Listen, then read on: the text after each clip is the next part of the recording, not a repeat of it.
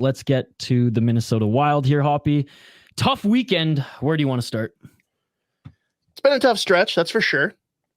I mean, let's just be assholes and do this like everyone's doing on Twitter. Let's do it. Why do the Minnesota Wild suck? And there's a lot of routes that can be taken on this, but from your perspective, like, I mean, we can list off some of the ones that are getting tossed around, at least as a starter here. Like, some people question, are we too old? Did we just sign a bunch of old people and not play the young players? Is it injuries? Is it lack of compete? Is it just the typical slump at the beginning of the year like we saw last year? Is it a leadership concern? Like, where do you land? So I'm going to start and say the Ryan Reeves is the biggest issue, the leadership. That was huge. No, it's not the biggest issue. I do think it plays a factor, though. I do think it plays a factor. Without Spurgeon in the room right now, without a raw guy like him, Ryan Reeves, who's no longer with the team, who, I mean, Russo and other journalists and media covering this team said that he did make a big difference last year. Why are you laughing at me? In helping this team come together. So I do think that's a little bit of a tidbit. Is there's something wrong with the locker room right now. There's that extra like drive to win. Whether you want to throw it into leadership, whether you want to categorize it as compete. I think not having their leader in Spurgeon and their biggest raw guy last year gone is affecting them right off the hop. I mean, that's all fair. I mean, is that as far as it goes, you think? Just get him back and it's all good? No, but I mean, just touching on like the first thing you brought up there, which is leadership. And I guess that adds a little bit into their competitiveness. He definitely helped last year. And I mean, obviously Spurgeon not being there right off the hop is clearly on the ice, on the defensive side of things. It's hampering this team and maybe in the room too. I'm sorry, I lost my composure there a little bit because you basically pulled the Ginger Kids episode of South Park where he's like, yes, there are many great gingers like Ron Howard and others. And you're just like, yeah, a bunch of writers like Michael Russo and others. And Joe Smith and Jesse Pierce and all of our friends. You couldn't come up with another name and it was about to give you a concussion. And I was just like losing it a little bit. No, I mean, telling everybody now. Is there some credence to what you're saying? Sure. Like, I'll definitely entertain it. But for me, it's less about that.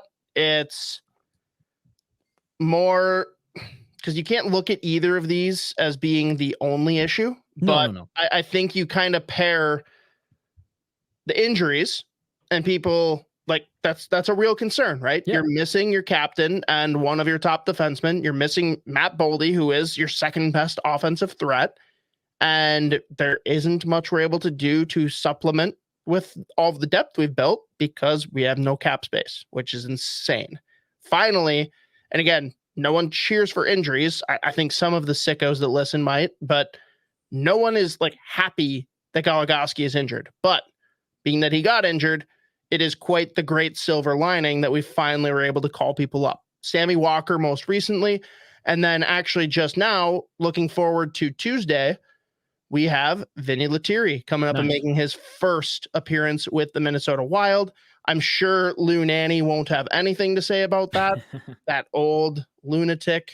But it's that, and I'm not seeing it, man. I'm not seeing the drive. I'm not seeing the determination from a good chunk of the team.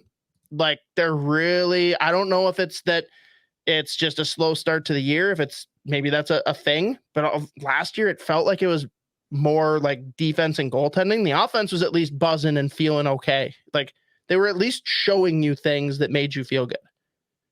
Now, our best line right now has been the second line without Boldy and with Maroon stapled in. Like, that tells you about the state of our team. Although I do think that people aren't giving, by people, I mean fans, because I do think a lot of the writers, Michael Russo and others, have highlighted that the third line's actually been really good. And Marcus Foligno has been leading that charge. So people need to chill out about all that.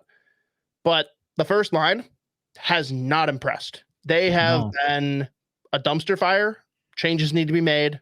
Dean Evison won't do that because history. And the fourth line, honestly, everyone looks and sees like, oh, we're getting shorthanded goals from, Duhaime and Dewar. The fourth line hasn't been great either, all in all. They stand out because like it is an energy line and they're loud with their plays. So I'll give them that.